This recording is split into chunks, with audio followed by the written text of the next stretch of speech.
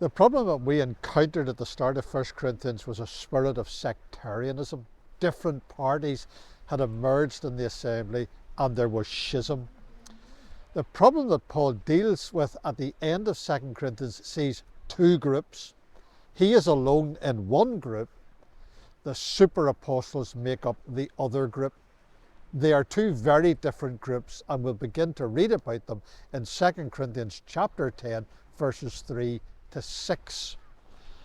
For though we walk in the flesh, we do not war after the flesh. For the weapons of our warfare are not carnal, but mighty through God to the pulling down of strongholds, casting down imaginations and every high thing that exalteth itself against the knowledge of God, and bringing into captivity every thought to the obedience of Christ, and having in a readiness to revenge all disobedience when your obedience is fulfilled. How do you deal with an accusation that is not true? Now, we might be inclined to adopt the approach that we fight fire with fire or give as good as we get. We'll see in these chapters that that is not how Paul deals with the quite serious accusations and criticisms that were levelled against him. In the 4 verses that we have read, there are 3 words beginning with the letter W that we want to think about. They are walk in verse 3, war also in verse 3, and weapons in verse 4. And we also have the word warfare in verse 4, which is a word related to war from verse 3.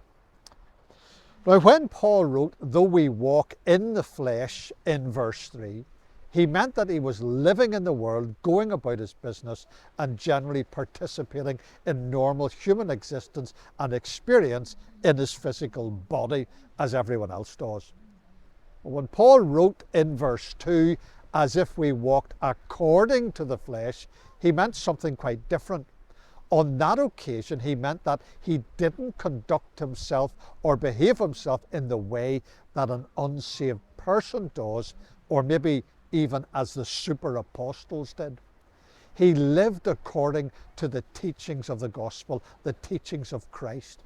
And if you're any doubt about what that involves, just read the Sermon on the Mount in Matthew chapters 5 to 7. The flesh, in that sense, is not the way Paul lived the Christian life. Now, Paul went on to write, we do not war after the flesh in verse 3. He has changed from walk to war. It is not general everyday living that he has in mind now, but dedicated Christian service. The change of language underlines that we are engaged in a struggle and we are under pressure. And it's when we're under pressure that there's a danger of us cracking. There is a danger that our best efforts to serve in a Christian way fall apart. Now, Paul is explaining a very important principle of Christian service in these verses.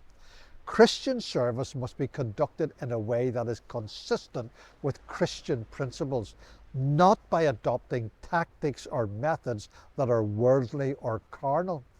This brings us to our 3rd word. The weapons of our warfare are not carnal in verse 4.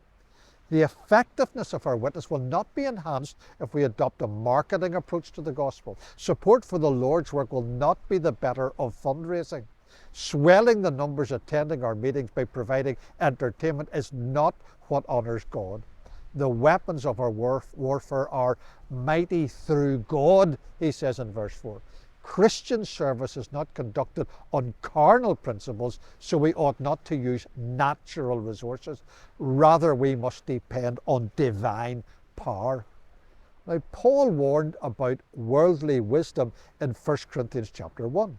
The gospel is about the pulling down of strongholds, verse 4. That worldly stronghold in particular. Why employ worldly ideas when it is the worldly way of thinking that is opposed to God? How can that help us grow in the knowledge of God and the obedience of Christ in verse 5?